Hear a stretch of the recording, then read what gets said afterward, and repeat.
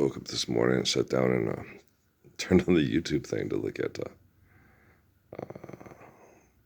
places I used to live. And at first I asked for Colville, Washington. It said, call Phil Washington. I can't call anybody this early. Call Bill Washington. I can't call. Okay, Colville, Washington. Then it looked up Colville. But the proper pronunciation is Colville. But I can't say Colville because if you tell the computer Colville, Washington, they'll say try to call Phil or Bill Washington. Like, yeah, computers are going to solve all our problems. But on my early, sitting there watching, I watched some stuff on that about the Cougars that were having problems there a couple of years. They were having problems with a couple of years ago, and they did a drive-through. I was like, hey, that's the old. It looks pretty much the same. There's some new stuff in it, but I was like, that's the old movie theater. They've touristied it up a bit and stuff, but a lot of it looks really the same. It's not much. It's still the same old girl it used to be. Then I went and looked at some stuff on Sheridan. And had some stuff on Casper and Gillette and all that, and then about the economics and the manipulation economically for the people to live in certain areas where rich people live, Jackson and Cody and places like that, and Sheridan, because they're up near the Tyler Sheridan zone and the Kevin Costner zone, right? Because of the natural parks and stuff, and the prime real estate, and there's great schools and all that. Yeah, they control access through economic manipulation to the population. So, yeah. But the people that stay there that are poor, it's really hard. If you're poor and part of their service industry, why do you think they want to build robots to be their service? Okay. That's pretty sick. It's royally disgusting. It shows no compassion, no intelligence, no reason, no love, no gratitude for the gift of life, just manipulation and feeling powerful and manipulating. So you're like, fuck. Then I went and looked at Fayetteville, and they had the little kiddo there that's a real estate agent. It's a great place to live.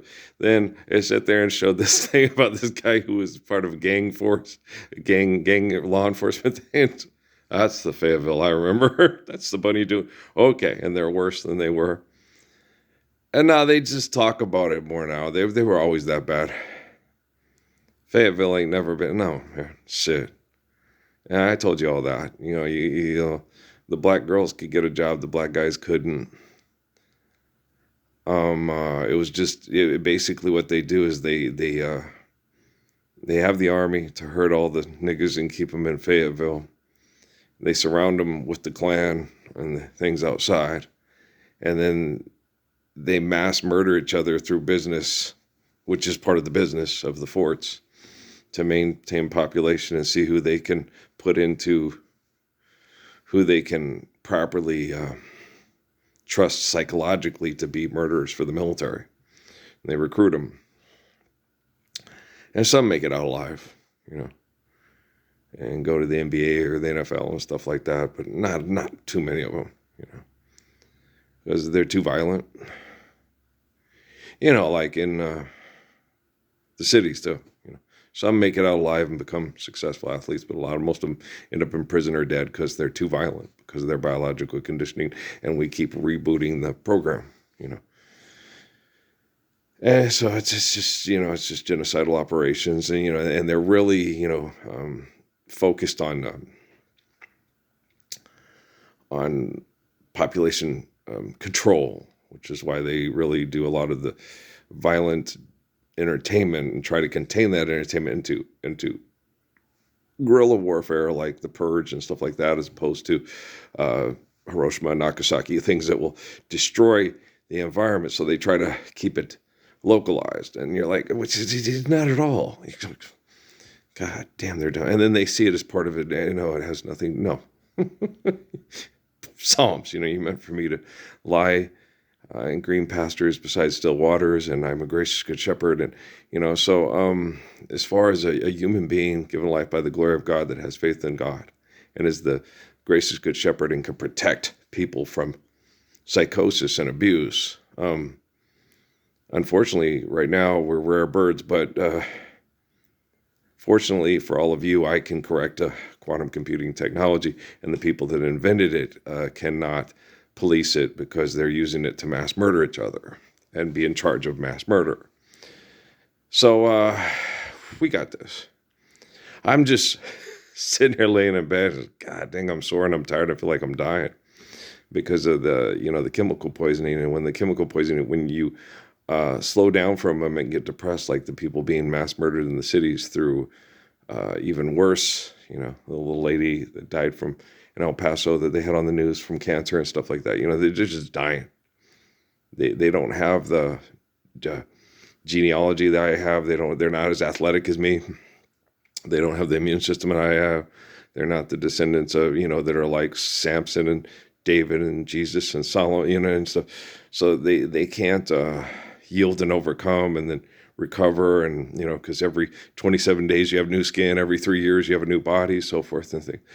So they just can't, they can't do it. They're just mass murdering these people because they don't have what it takes to compete.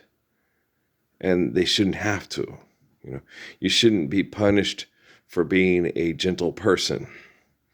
You shouldn't be abused and subjugated and manipulated for being a kind and gentle person that doesn't want to fight and doesn't want to murder. And then when they lose it, they go into shopping and start killing everybody because they're in communities that are very violent, like El Paso and Fort Bliss and Juarez. And you got to understand, when you start buying into the bullshit, a lot of these people get survivor's remorse, Like El Paso. El Paso is a classic case of, wanting to be Texas, but it's not Texas. Like that one guy from Houston at Walmart, when I talked to him, he said, we don't consider El Paso part of Texas. No, it's like New Mexico and Juarez, where they do the genocide operations to, and the people want to, it's horrible. You see, they want to be succeed because you watch it on the news, I want to show that, somebody from El Paso can, like Jake Fetty said, and Aaron Jones and some of the other kids that are on the, that you can make it.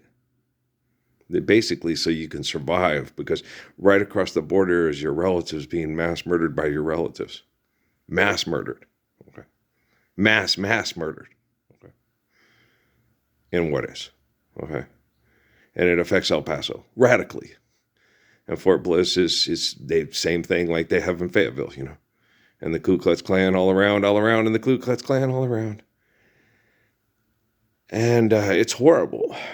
And it's terrible. It's just horrible, And then that guy in Deming, once you get in law enforcement, it gets in your blood.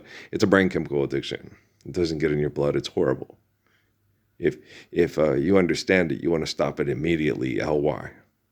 Like me, when they took me to Cochise County and they explained to me what was going on. And I didn't have a clue because I was too busy trying to keep Amy at home and not being hooked by all the guys that were dick measuring contests with me like they did with at Sheridan at NSI with Mr. Navy SEAL, because they were jealous, because they wanted to be the OG. They wanted to be the kid, they wanted the guy from Lewinda. They all wanted to be me.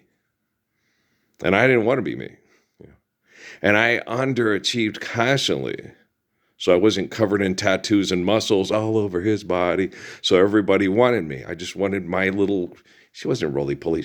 Amy's cute. She's cute. She's pretty. I was thinking about her today when I woke up. Want to hear loop loop. I want fun stew. Ooh, dirty meat. She's cute.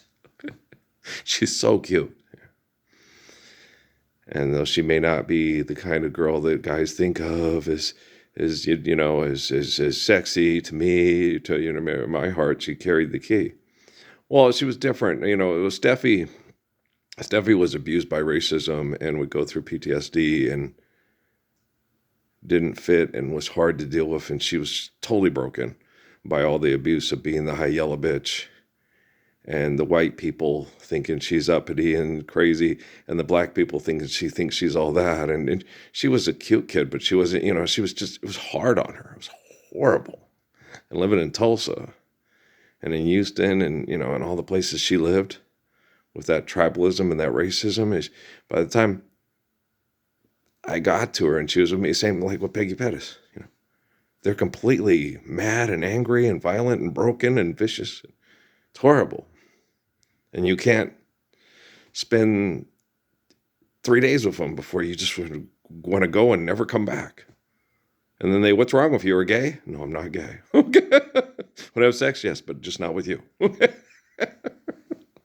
I'm afraid I might be killed when I wake up in the morning and have my genitals ripped off while we're in sexual, no. I don't want Jennifer Lopez to break my neck because I'm her ex-Puerto Rican husband. No, no, no, no, no. So, right, so no shades of blue here.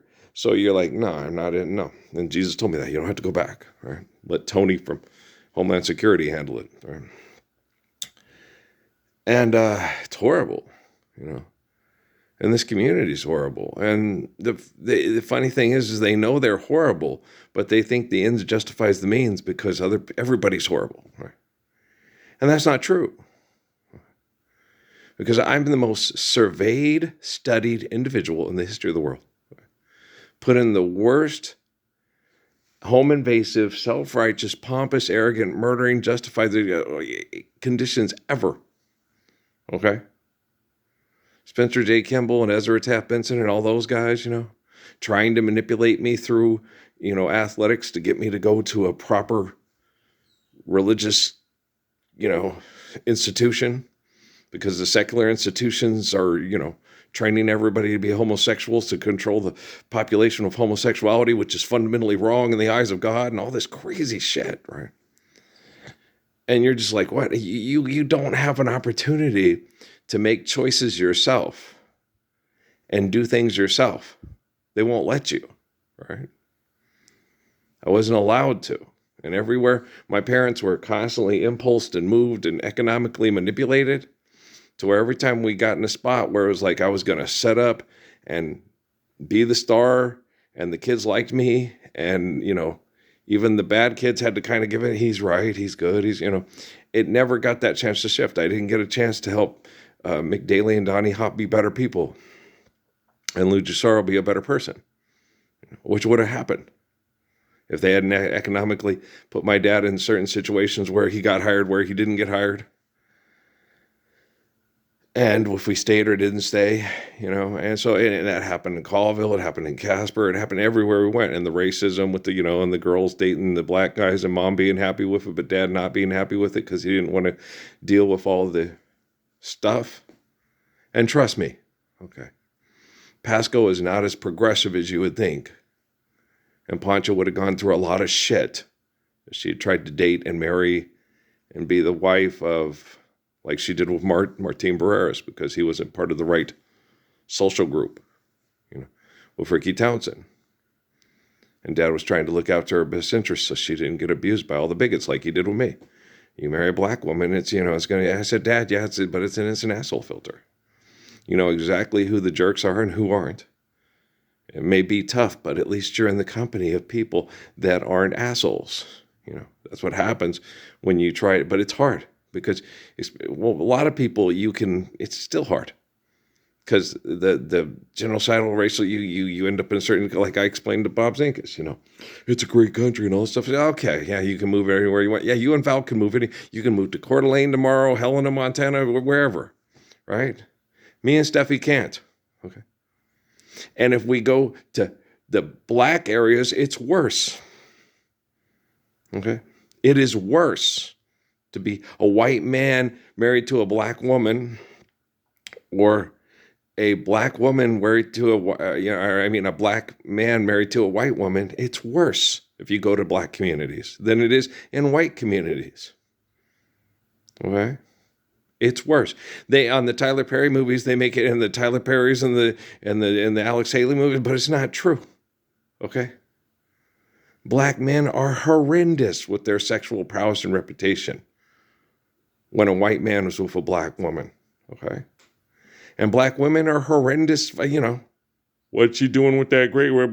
They're terrible in their violent sexual tribalism, okay? Whites put on pretenses and have to, hey, and other white people will call people on it.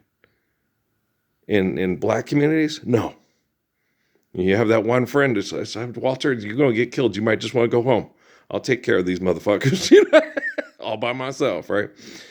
And that's the way it is. You got your one or two good friends and that's it. In white communities, they'll get on the news and say this is wrong and everybody will show up and all the little white girls will show up and complain and say, hey, and you'll be all right and you can set up a place and have, you can find a way. In Jackson, if you're rich enough. But if you're not rich enough, you're a criminal. Get out of here. I don't care what color you are. You're a thug. You're a horrible person. You're a Sunday school teacher who's going to the death row, right? And why is she going to death row? Because we're not living the Lord's Prayer, and you're a bunch of murdering, pathetic cowards that you only feel good when you feel powerful, and you're manipulating people with your prowess. And you've been doing it for hundreds of thousands of years, right? Like Mike Needs used to teach his kids in Washington, You're trying to do the thing, they come and they rape and pillage and kill. They kill all your kids and all the women they think worth keeping and raping and putting into the tribe they do, and all the other women they don't. They either kill or turn into house servants and treat them like shit. Yeah, those Egyptians, man, I want my face on the Spanx, right?